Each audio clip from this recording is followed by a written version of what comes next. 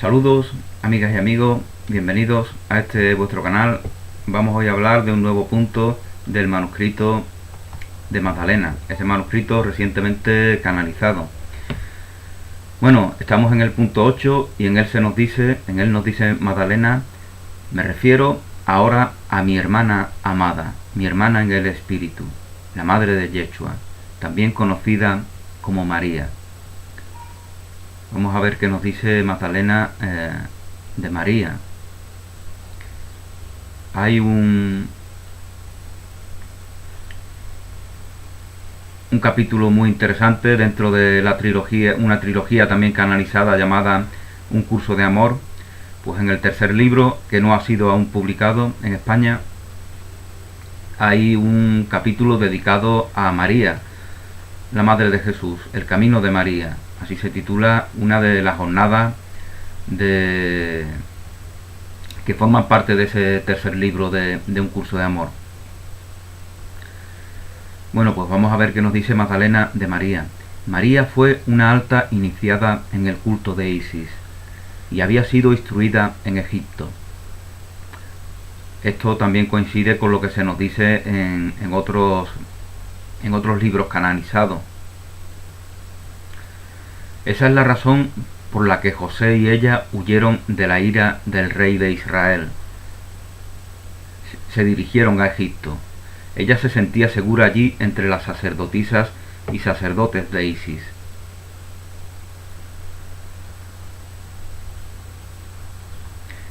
Su instrucción fue diferente a la mía, pero ambas servimos a lo mismo. Para explicar mi visión de María, debo referirme a uno de los más profundos secretos del culto de Isis. Según se creía, y mantengo que es verdadero, bajo ciertas condiciones la misma diosa podría ella misma encarnar, bien al nacimiento o a través de una iniciación espiritual.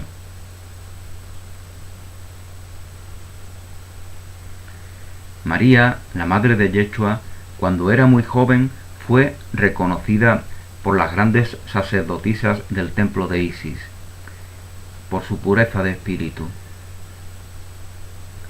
Fue adiestrada como iniciada y alcanzó los niveles más altos. Pero, más allá de convertirse en una sacerdotisa, fue instruida para convertirse en lo que se llama una encarnada, con mayúsculas. Ser una encarnada, con mayúsculas, es ser un alma altamente avanzada y requiere pasar por una disciplina y una instrucción espiritual tremenda. En una iniciación final, María se convirtió en el recipiente de un flujo de energía que provenía de la misma Isis.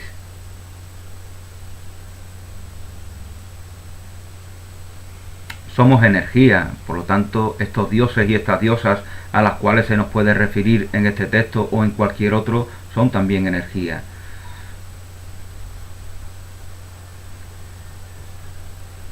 Y María, debido a su pureza, debido a la elevación de su espíritu, pues lógicamente se contacta con esas energías transparentes,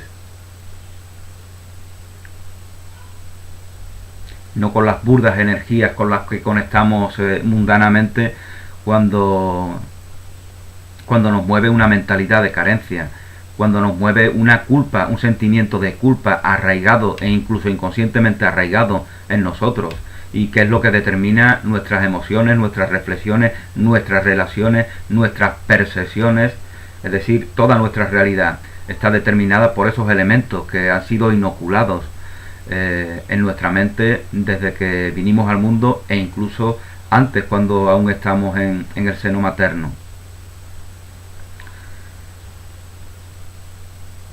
Pero reconociéndose en esa pureza como hace María, todo esto ya queda en anécdota. Todo esto ya queda en mero aprendizaje que nos sirve para servir a nuestros semejantes, para ayudarlos a que trasciendan esos apegos, esas limitaciones, esa mentalidad de carencia, de escasez, de ataque a sí mismo, que les determina estar en permanente conflicto.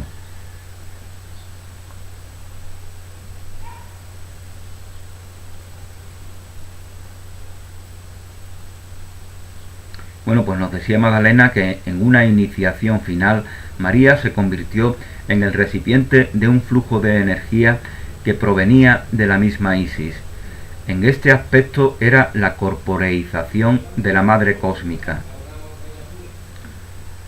Era como si hubiera dos Marías, la humana, pura de espíritu y de corazón, albergando dentro de ella una entrada directa hacia la Gran Madre, la creadora de toda materia, del tiempo y del espacio.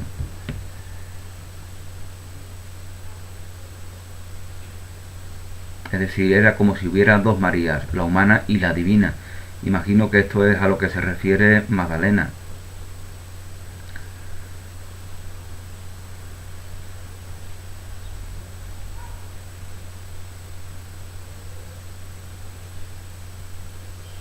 Si estamos en el mundo, pues lógicamente formamos parte de toda la realidad con la cual interactuamos. Somos humanos en todos los sentidos, en todas las limitaciones que le pongamos a esa condición humana. La palabra condición ya de por sí denota, significa límite. Por eso el amor es incondicionalidad.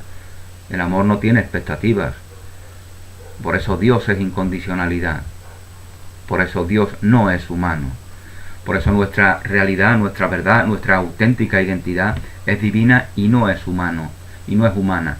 La humanidad es algo que debe ser superado. Eso decía un conocido filósofo muy influyente del siglo XIX, Nietzsche.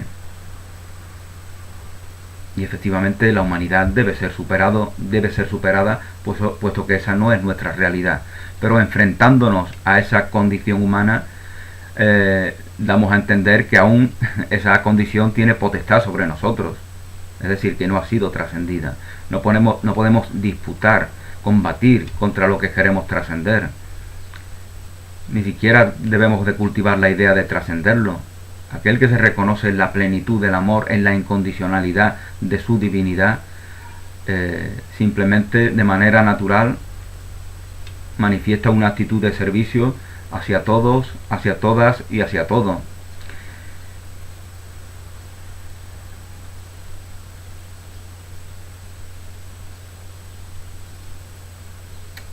Hablamos de cosas que no pueden ser aprendidas en el sentido mundano de la palabra, como aprendemos a andar, como aprendemos a hablar, como aprendemos una serie de datos que se consideran importantes, como aprendemos a respetar supuestas fronteras, supuestas banderas, supuestos himnos que han sido que se le han otorgado una importancia trascendente, ¿no? A pesar de que estén detrás de todas las guerras y de todas las injusticias que se cometen en el mundo, ¿no? Todo eso lo hemos aprendido. No podemos aprender el amor, no podemos aprender la bondad, la belleza. Simplemente podemos compartirlo, manifestándolo. No hay otra alternativa.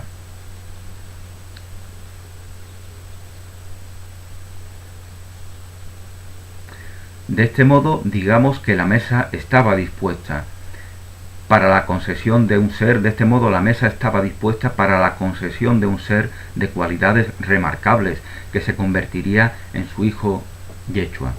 Lógicamente, la pureza de Yeshua precisa de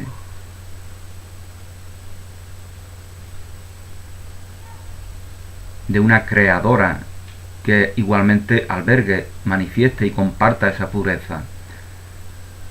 Por eso incluso las religiones cristianas convencionales pues hablan de la Inmaculada Concepción, de la pureza de María. Algún papa incluso llega a catalogar de corredentora a la Madre de Jesús, en una afirmación que para ellos resulta muy controvertida, porque esas iglesias generalmente creen en las jerarquías y esa es la idea que cultivan. Creen en los poderes mundanos, no creen que la jerarquía no es más que una ilusión, que aquel que está en mejor disposición es aquel que puede servir más y aquel que de hecho sirve más a sus semejantes. No hay más jerarquía que la del servicio. Y eso no es jerarquía ninguna. Dios no inventa jerarquías. El ser humano es el que las imagina, es el que las necesita desde su condición humana. Siempre que precise de esas jerarquías, estará dando noticias de que no se reconoce en su divinidad, en su incondicionalidad, de que no se acepta plenamente en su integridad. No se acepta como ser consumado, que no precisa de añadido alguno. Entonces precisa de jerarquías, porque en sí mismo establece una jerarquía. Precisa de percibir la realidad como algo separado, porque a sí mismo se ve separado.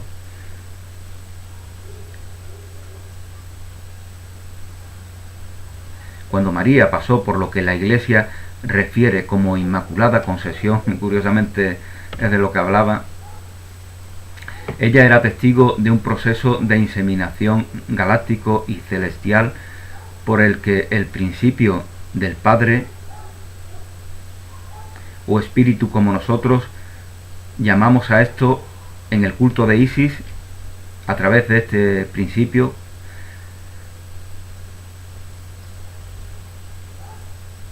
se transfirió su esencia a Isis, la madre que recibe la semilla del Padre Madre, recibiendo el impulso del Espíritu. Vamos a volverlo a leer, porque no sé si yo no lo leo bien o no está bien redactada esta larga frase.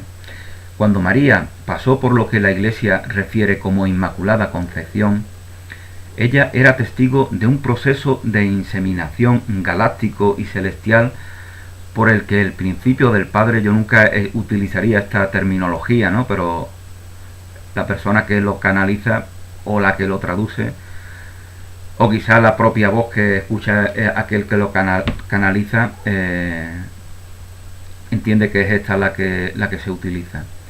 Cuando María pasó por lo que la Iglesia se refiere como Inmaculada Concepción, ella, María, era testigo de un proceso de inseminación galáctico y celestial, por el que el principio del Padre o Espíritu, como nosotros, cuando se habla de universo, de galaxia, de infinito, no pienses en algo ajeno a ti, piensa en ti, piensa en tu interior, piensa en tu realidad. Universo significa volver a la unidad, y precisamente es en ese camino estamos, en el reconocimiento de la unidad en nosotros. Somos verdad en la unidad. La diversidad se da en la unidad. Si no te reconoces a ti en la unidad con todo lo creado, no valoras tu diversidad, no valoras tu función diferente dentro del mosaico del infinito de la creación. Bueno, vamos a ver si terminamos de leer esta frase. Cuando María pasó por lo que la Iglesia refiere como Inmaculada Concepción, ella era testigo de un proceso de inseminación galáctico y celestial por el que el principio del Padre o Espíritu, como nosotros llamamos a esto en el culto de Isis, transfirió su esencia a Isis, la madre que recibe la semilla del Padre Madre, recibiendo el impulso del Espíritu. Inmaculada Concepción significa crear a imagen y semejanza de Dios, sin intervención de algo ajeno, que hace una pareja cuando concibe un hijo o una hija, que hace una madre, pues precisa de una semilla que le viene desde afuera. Esto, aunque sea algo sagrado, porque esa es la visión que debemos cultivar, también subraya la separación de dos cuerpos físicos. Dios no crea así, Dios crea desde la unidad. Dios comparte su naturaleza, esa es la verdadera creación. Entonces, no precisa María en su pureza de ninguna colaboración de un ser ajeno a ella, porque no se reconoce en esa separación. Somos espíritu, el cuerpo manifiesta nuestra identidad mental, nuestro trabajo mental, nuestra realidad psíquica. se manifiesta en el cuerpo. El cuerpo no es nada, es un mero informador de nuestra realidad mental.